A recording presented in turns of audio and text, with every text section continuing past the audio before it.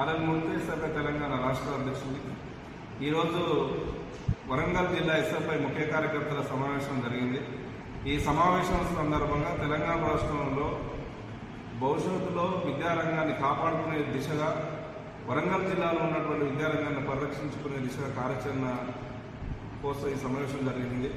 ఈ సందర్భంగా ప్రధానంగా రాష్ట్ర ప్రభుత్వాన్ని డిమాండ్ చేసేది ఏంటంటే, తక్షణమే తెలంగాణ రాష్ట్రానికి విద్యాశాఖ మంత్రిని నియమించాలని సందర్భంగా కోరుతున్నాం. దీంతో పాటు తెలంగాణ రాష్ట్రంలో గత 8 సంవత్సరాల నుంచి పెండింగ్లో ఫీజు రీయింబర్స్మెంట్, స్కాలర్షిప్ బకాయిలు ఉన్నాయి. ఈ బకాయిలను తక్షణమే విడుదల చేయాలని కూడా ఈ సందర్భంగా డిమాండ్ చేస్తున్నాం. దాంతోపాటు తెలంగాణ రాష్ట్రంలో ప్రాథమిక విద్య నుంచి ఉన్నత విద్యారంగం వ్యాపార సరకుగా మారుతుంది. ఈరోజు అధికారులు కానీ, ప్రభుత్వ యంత్రాంగం కానీ, ప్రైవేటు కార్పొరేట్ వర్గాలు దోసుకుంటే, ఫీజుల పేరు మీద వ్యాపారాలను దోసుకుంటుంటే కూడా ప్రభుత్వం పట్టించుకునేటువంటి పరిస్థితుల్లో లేదు. అందుకే ఫీజుల నియంత్రణ చట్టం తీసుకొచ్చి